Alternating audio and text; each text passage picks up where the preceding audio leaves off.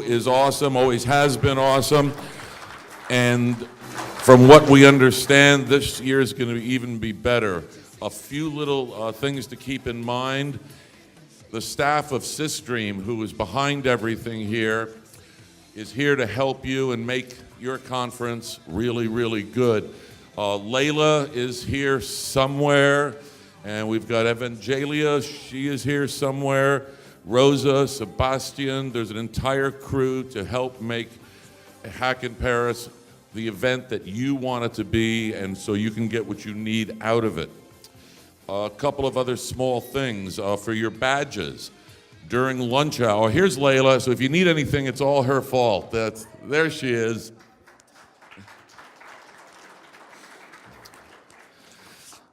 Your badge will get you a huge discount at Earl's Sandwich, 10%.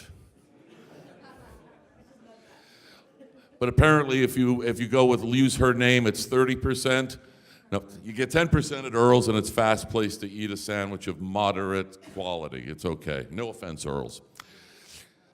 During lunch, we're going to be preparing feedback forms so that you'll be able to give us some information as to what you like, what you don't like, how to make things better for next year, and give us your ideas. So those will be distributed to you after lunch when you return.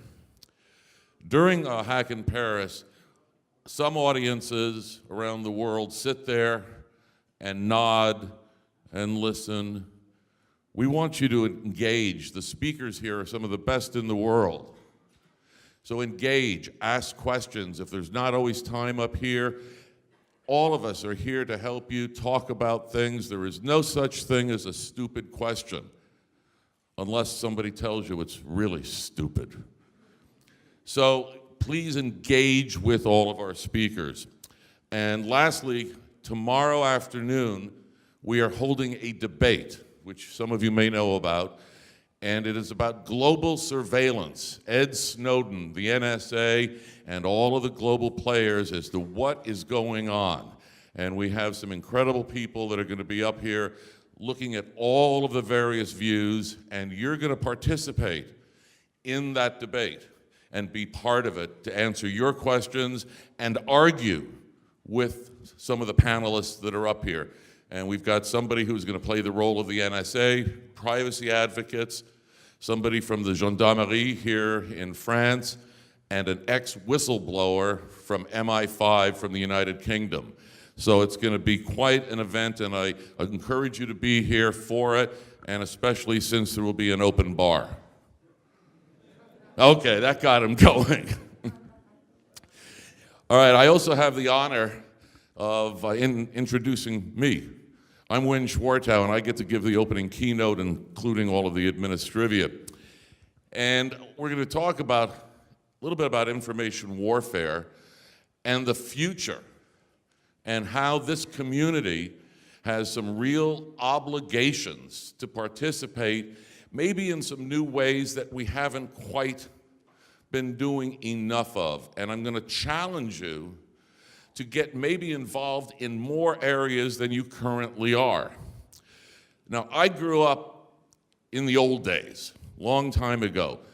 That was my first DEF CON, and my first beer, apparently, as well. But I grew up an analog engineer. Anybody know what analog is? Oh, 4 people in the room. I grew up an analog engineer. We didn't have bits and bytes. And the first computer I built was actually an analog computer that my mother and father bought me for $7, and it sort of worked. But it started teaching me a great deal about engineering at a very, very young age. And it turns out that I did not know this until many years later. Everybody knows who Richard Stallman is, right? He was my neighbor. I grew up with the kid. Didn't even think about it for years, and he taught me how to use transistors and make amplifiers and radios when we were 7 years old. So I grew up in a very, very different world. We didn't have kits. We had to build everything on our own.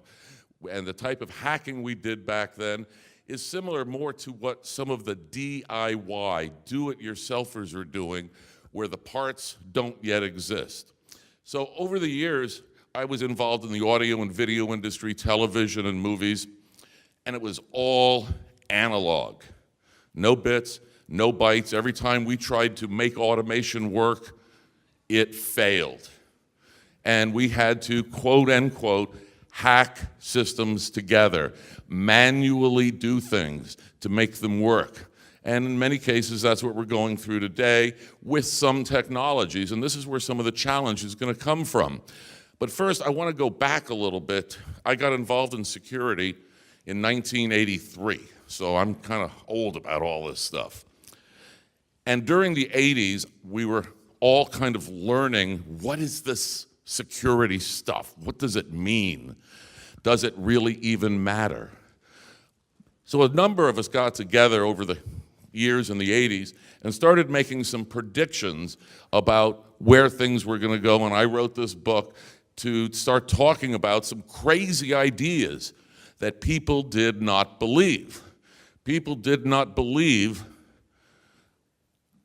that we had anything to worry about. For those of you who may know Al Gore, the former Vice President of the United States, he said, we should give the internet to everybody. Security and privacy will not be a problem. And that was in 1990.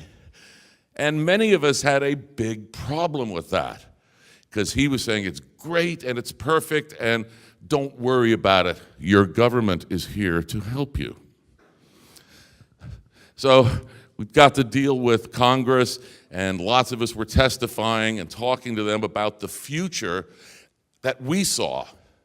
And we saw, yes, the internet's going to be great and we're going to have a lot of fun, but there's going to be some problems. And some of those problems are what we're seeing today. Malware. Nobody believed that malware was going to be a problem. No, the internet will take care of it. It's all fixable. Don't worry about it. Because DARPA, US government, did the original designs. No worries. The concept of chipping.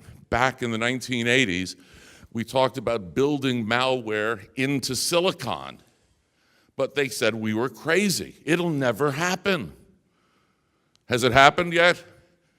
Anybody go to China often and bring back silicon?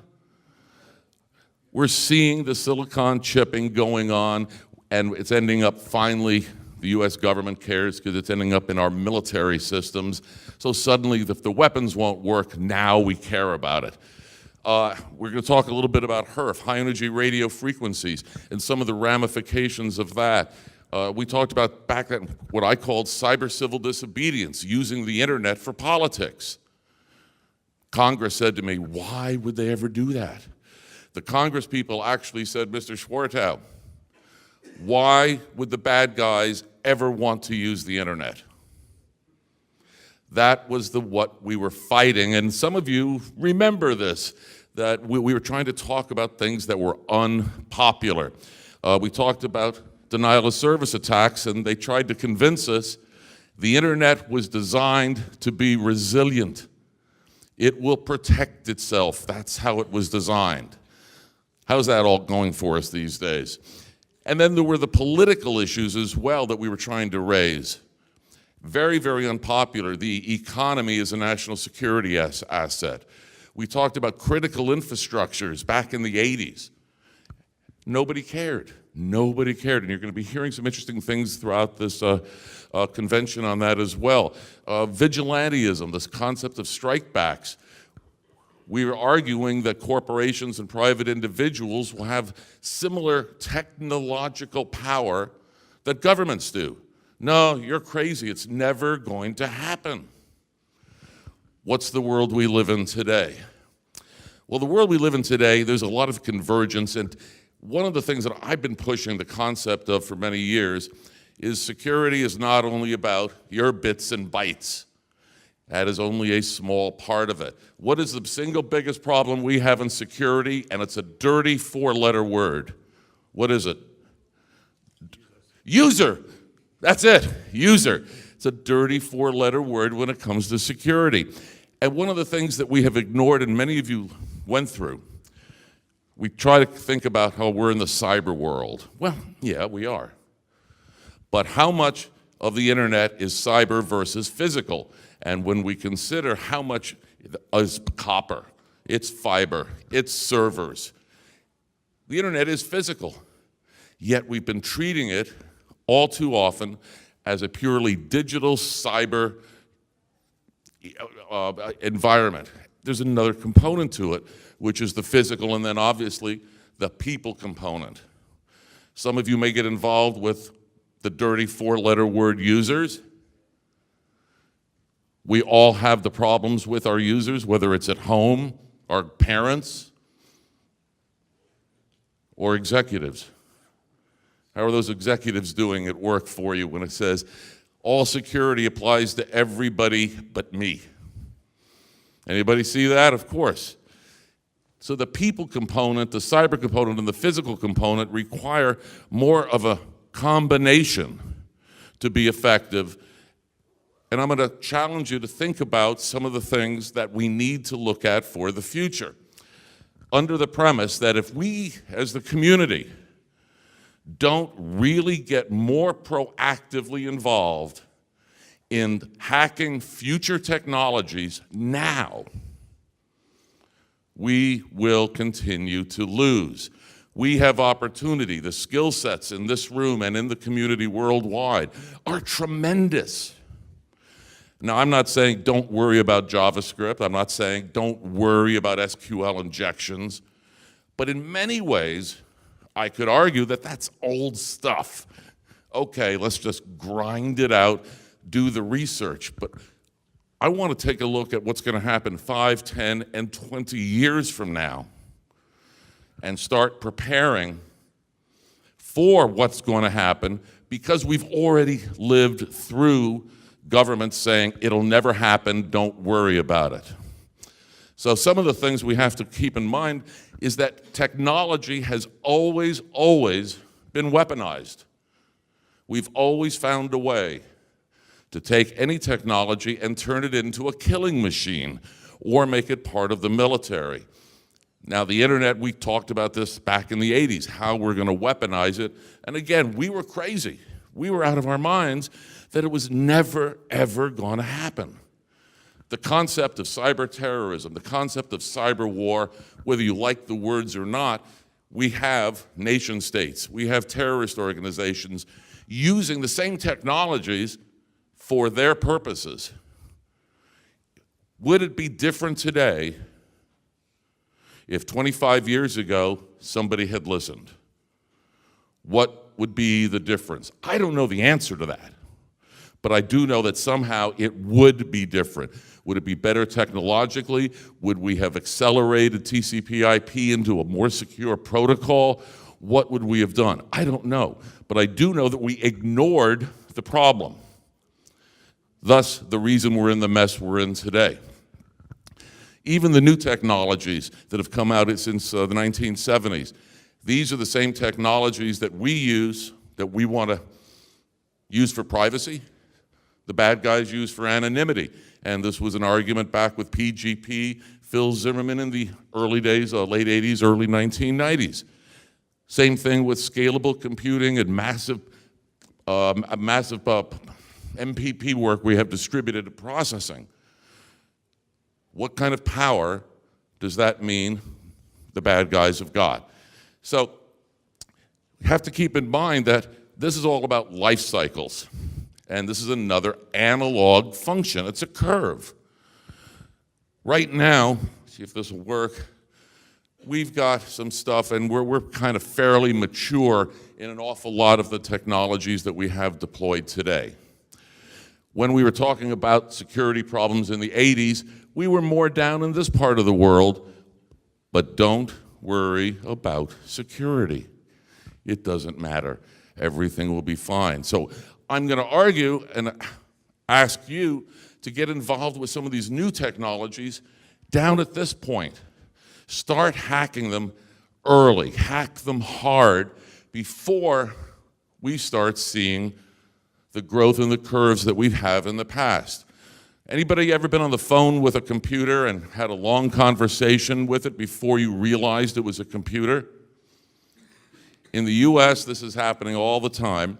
and you call up Dell, you call up Verizon, phone company, and you start having a conversation, and at some point, something clicks inside your head. This is wrong. Something's not quite right. And then you ask the question, are you a human? So now the chat bots are programmed, of course, sir, I am a human. Can you pass the Turing test? So having conversations with computers and trying to imply the Turing test, and now that the Turing test has been passed sometime in the last few weeks, we're going to see increasing levels of chatbots, not just for sex and porn and phone calls, but it's going to go far beyond that. And right now, I'm getting at home some number of phone calls every day into my office from computers that are exceedingly well done, that it is almost impossible to tell initially whether it is a computer I'm having a conversation with or is it a real human. So there's a certain concept of social engineering the computer that is calling you. How can we abuse this earlier before the chatbots, the technology, the people that are promoting all of this find ways to bypass all of the mental capacities of the average user? These are the people that we need to protect. We know how to mess with these things. We know how to challenge the technology. But isn't part of our job as well to protect the other 7 billion people who don't get it, who do not understand it? There's only a few million of us around the world that really understand this stuff. And this is probably the biggest example of what went wrong. 2007, iPhone came out. It was awesome. It was cool. It was great. How much security is in an iPhone? How much? Any? Daryl? None.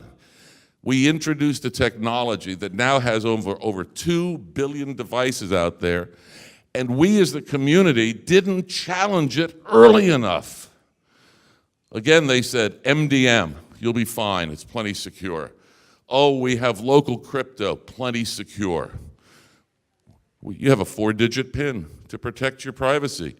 You're plenty secure. That's what they have been telling our industry. That's what the vendors have been saying, and no offense to the vendors in the rear, but some of you may have heard Mobile Iron, the MDM company, got owned last week. They got owned. Take a look, it's all out there in the news, and it happened in the United Kingdom. Certain portions in the mobile space, we have again allowed the people who said, don't worry about it, to win. And what's happened? And you're going to be hearing some mobile talks here over the next couple of days that are going to get into the malware explosion. And we're going to see what? Exactly the same thing we saw happen with first-generation computers, second-generation, first-generation networks, and a lot of you have grown up through this, and some of you are new to the field. This is a total repeat of the same failures that we, as the community, could say it was our fault for not hacking it early enough. The fastest growing technology in the history of the planet, and it's completely insecure. Whose fault is that? I think that we as the community have a responsibility to, again, to look at technology, hack early, and hack it hard. These mobile devices, how many of you have built-in geolocation in your mobile device that would set a separate set of rules depending upon where you are? Now, some of you, I know there's a guy in the back you'll hear from tomorrow, he goes to China fairly often. How many of you, show of hands, would bring your mobile phone to China? All right, there's one idiot. There's 2 idiots. All right, good morning. Should or should not the mobile technology be treated with the same sort of respect that we would treat our enterprise? We're tying them into businesses. Yet, because of some of the threats and the native insecurities that we have known about now for over 7 years, we still have done very, very little to make this technology work based upon location. We use GPS so we can shop and eat. We don't use GPS based upon risk of where I may be, or where Jason may be in China, or the rules in the Middle East are very, very culturally different. And there's certain things that you just do not want to have on your phone in some countries. So what do? We have an extra phone, a China phone, a Middle East phone. We have bypassed the entire concept, and again, I think this is a failure of treating mobile devices like they are. Is it our fault? I criticize the IT industry and the security industry for allowing some of this to happen under the guise of, don't worry, it's fine, it's secure enough. And I have a problem with the phrase, it is secure enough, and I hope you do as well. The Internet of Terror, you're going to be hearing about some of this over the next couple days. The next speaker, Paul, he's going to be talking about the angle on the power grid. We're tying all of this crap together. By the end of the decade, somewhere between 20 and 50 billion intelligent endpoints. That doesn't include RFIDs or chip cards or all of the other things that we plug in and out of the systems. How much security is being planned for these? How much? Anybody know how much security is being planned? Paul's going to cover some of this with the power angles of it. Internet of Things is about how do I get my refrigerator to call the grocery store, to tell my car to automatically drive by, and my food is ready for pickup and paid for. Convenience. Last night we were having a whole discussion about this. It's about convenience. How do we as the community help change people's mindsets that convenience doesn't at all mean security, and in most cases it means insecurity. Again, part of the IT failure and part of the hacking culture and the security culture, we haven't done our jobs in getting the word out enough. How do you hack a car? Anybody been involved with car hacking yet? In the U.S., I believe it's the University of Ohio, they've actually started a hacking school on cars. And there's some research that is coming out on it that basically say, do you really want to drive a car hands-free, let the car do all of the driving for you, and now they're talking about removing the steering wheel? Are we ready for this technology to be deployed on the streets?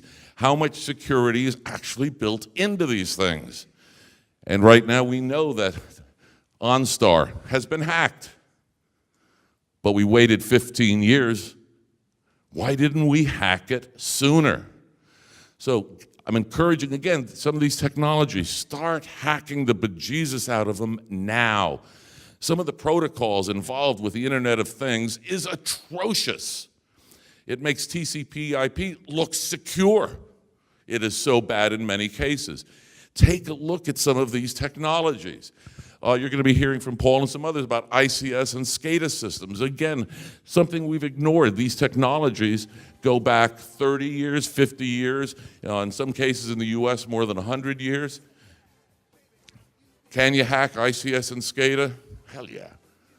Why have we not done something about it? It's back to those three words: apathy, arrogance, and ignorance, and people not caring and not believing it'll ever occur. We should know better than that. I'm not going to take anything away from Paul, but we had a good debate last night about, do I even want to be connected to the grid anymore at all? How do I get off the grid? He pointed out a law that's, I believe, in the US, correct me if I'm wrong, Paul, that in some places you are required by law to connect to the grid, even if you have your own power plant. And that is the opposite of what most of us, I hope, would think. Paul's going to get involved with a lot of this area for us. Again, I grew up in the analog world, and we did a lot of remote recording. We were in the recording studios doing concerts. And one of the biggest problems that we had was called EMI, electromagnetic interference. And has anybody ever picked up a radio station on their teeth? It happens from time to time, especially for old guys like me with the old fillings. And they turn into diodes, which means that then it's rectifying and picking up the high-frequency electromagnetic waves. It's an interference. Now, I'm going to put on my bad guy hat. If I take high power types of electromagnetic interference, how much damage can I do as a bad guy? Has anybody ever played with cell phone jammers? You guys got to get more evil. We need you to be more evil. The cell phone jammer is real simple. You can build them for, what was it, Dara? We talked about it was like $20, and you put together some stuff and zap. All the cell phones are toast. Back in the old days, we used to be able to actually force interference. And remember, we used to have TVs with antennas. How do you mess with the neighbor's TV? Well, we did it because we were kids and we were just screwing around. So when we start looking at the capability of influencing electronics today, and our 99.9% of our current infrastructure is susceptible to electromagnetic interference of varying strengths, and it's not terribly difficult to do. On the lower right, that's a military system that's used for high-power microwaves and system jamming in warfare. The lower left, $500, takes down computers for a kilometer. Are the bad guys ever going to use this? How much protection have we done? How much hacking have we done in the community to understand what the military is not telling us, because largely this stuff is all very, very heavily classified. Let's unclassify it. Let's bring it out into the open the way it should be. Here's some of the schematics. Let's go off and build some of these things. And again, this is all analog technology. Don't have to worry about JavaScript or anything. You don't have to be precise. In these cases, you just have to make a boatload of noise electromagnetically to screw with systems. How many of you have been hacking UAVs yet? Anybody? All right, we got one. Why aren't we hacking UAVs? Now in the US, I don't know what's happening with the rules over here. There's certain height limits that you can only fly your UAV 700 feet, or in some areas maybe 1,000 feet off the ground. Now tell me if I'm wrong here, but bad guys will follow the law, right?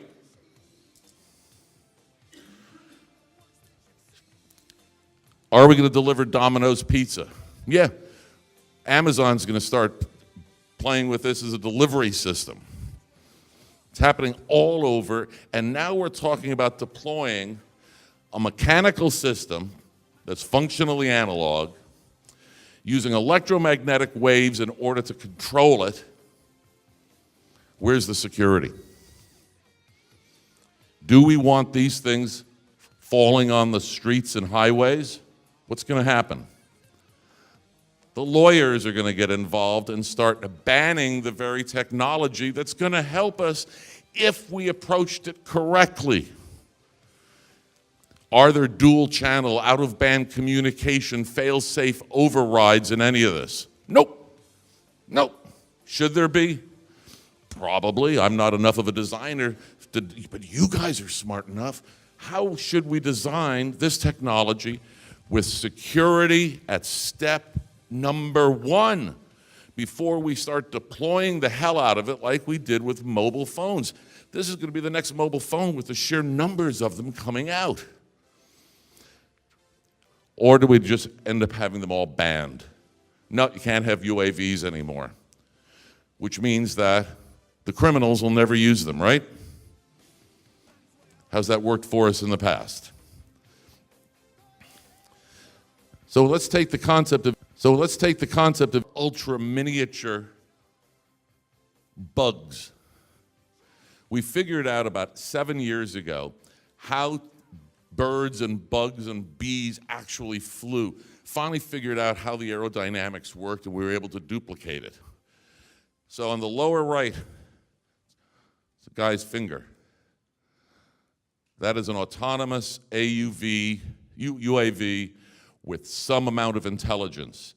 You don't need a lot of intelligence in many of these because of the concept of swarming. And the swarming, again, is an analog concept of creating distributed intelligence, kind of like the Borg, if you will. And if you'll do a little bit of research, so a lot of the robotics that are being currently designed are taking that same approach. Looking at simple rule sets, very, very simple rule sets, and applying them across tens of thousands and ultimately on the nanoscale, tens of billions of devices. Are we hacking it yet? No, why not? Because the utility, the convenience is what comes first. And we're going to deploy these things, and then we're going to have to solve it, whether it's in 10 years or 20 years. The other problem that you have with these is now they're starting to make them look like biological elements, real bugs. So you go into your board meeting, you go into a super secret meeting at the office. There's a fly on the wall. What is it? Is it biological?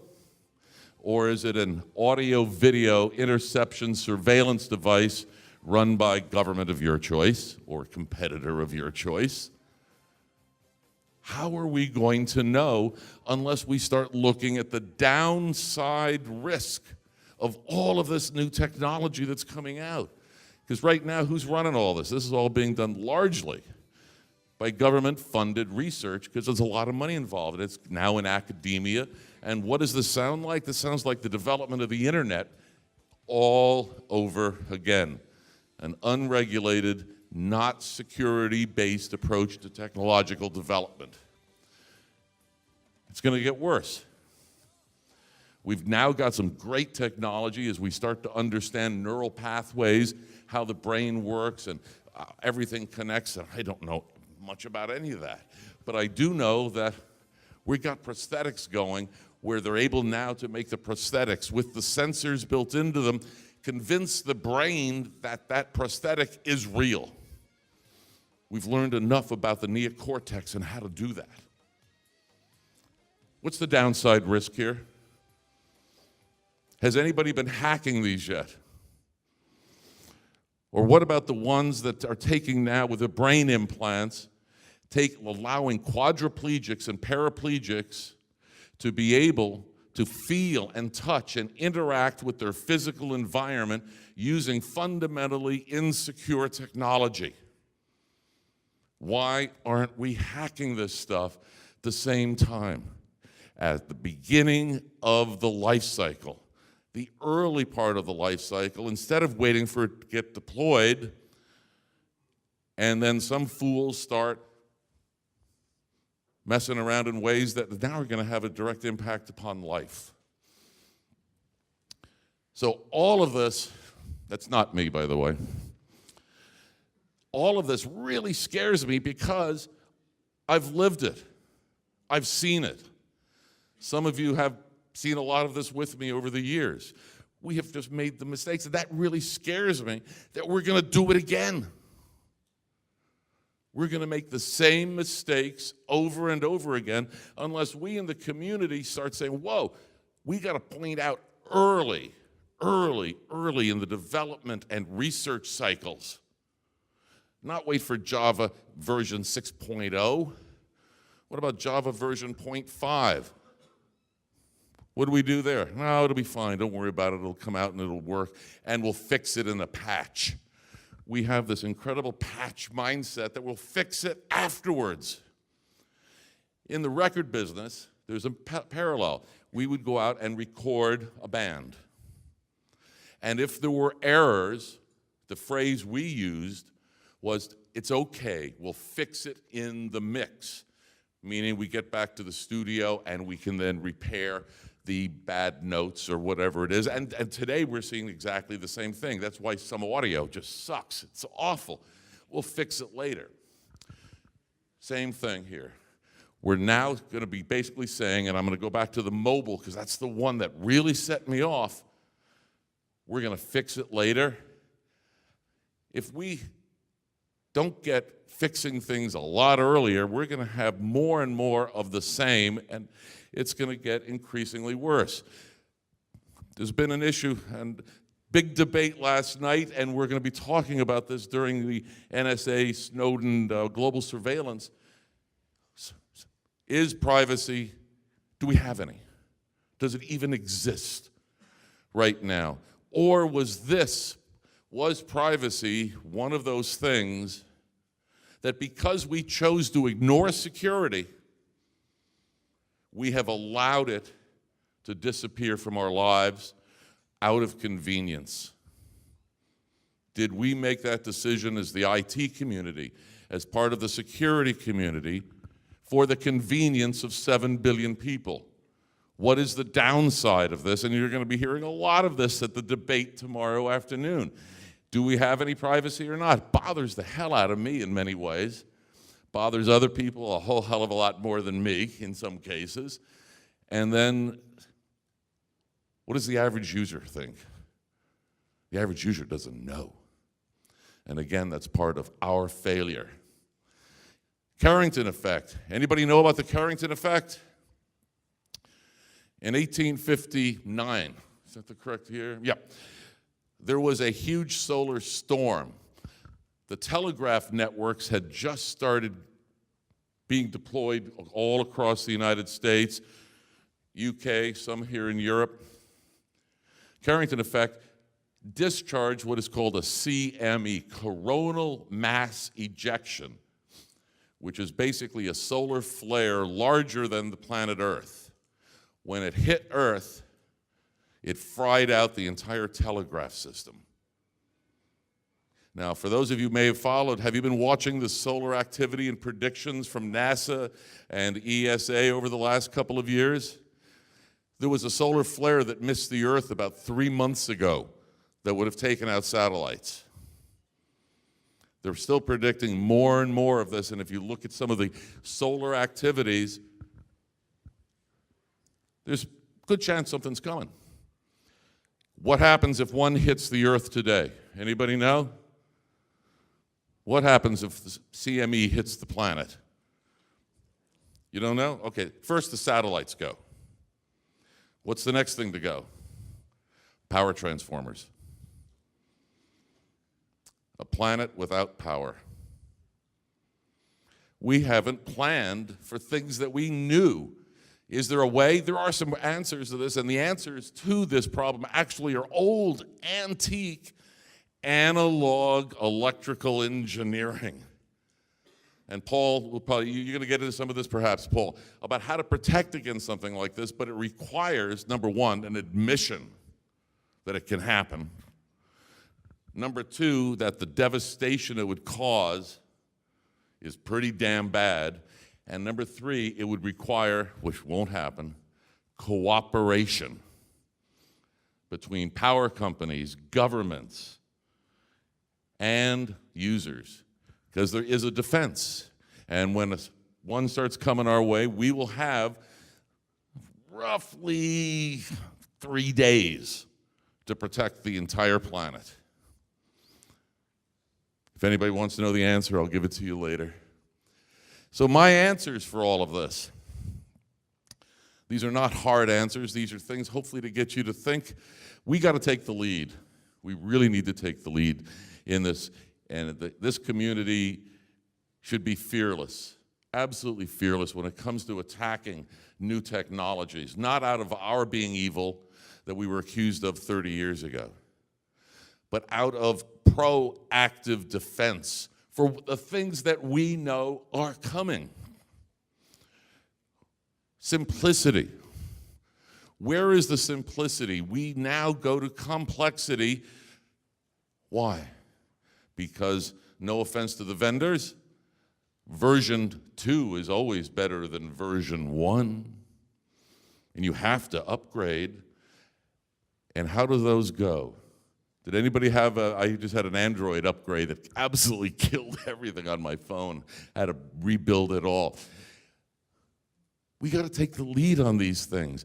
Graceful degradation. How many of your clients, how many of your organizations have a way that if a significant piece of your network is corrupted, do you have a way to shut it down without hurting your company?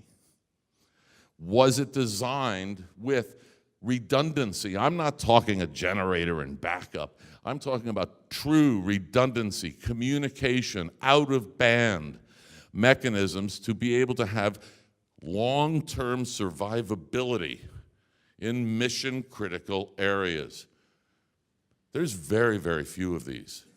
And again, we're doing it for convenience. Make it easy. We're giving users, up there on the upper right, what do they need? More of what's in the lower. Word, I use Word every single day. There's, 27,000 menus and options inside of Word. How many do I use? Times Roman and an indent. And maybe I'll change the font size. But the complexity that we are building into these things is getting absurd. It started out that these were telephones. Then they were texting machines. Now they're replacing our entire computer infrastructure.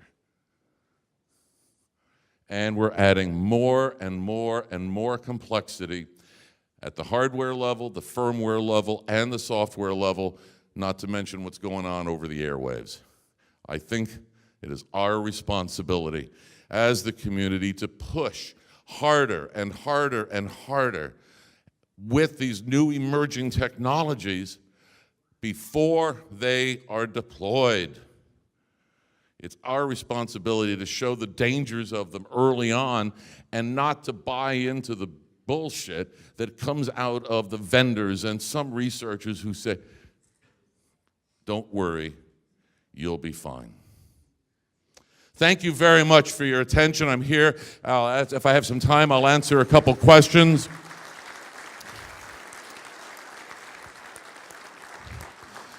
Do I have time for any questions, Layla, or no? I don't see any hands up. I don't see any hands up. All right, Jason. Uh-oh, he's going to shoot me. Okay. So all right, Jason. I noticed that you said your thing about China and bringing your cell phone over. So you're saying that basically when your cell phone is in the U.S., it's perfectly safe from monitoring from governments, right? It's like, so your mobile device is totally perfectly okay in the U.S. to be used. What I said, Jason, if you had actually paid attention, was... I slept a little bit, but not much. I said that cell phone and GPS should be based upon risk. I did not say whose risk where. Risk is your choice, your company's choice to determine whether, you may not want to use a cell phone in the U.S. at all, depending upon your political beliefs. Maybe you want to go back to a Nokia. Anybody remember Nokia? Yeah, they used to be a phone company. So no, I appreciate your point, but no, it's a risk-based analysis that we are not paying attention to. Any other thoughts or comments? Okay, again, thank you very much, and our next speaker is Paul, and he is absolutely awesome, and he's going to take you down a couple of the roads, hopefully of some of the terror that I've shown. Thank you again.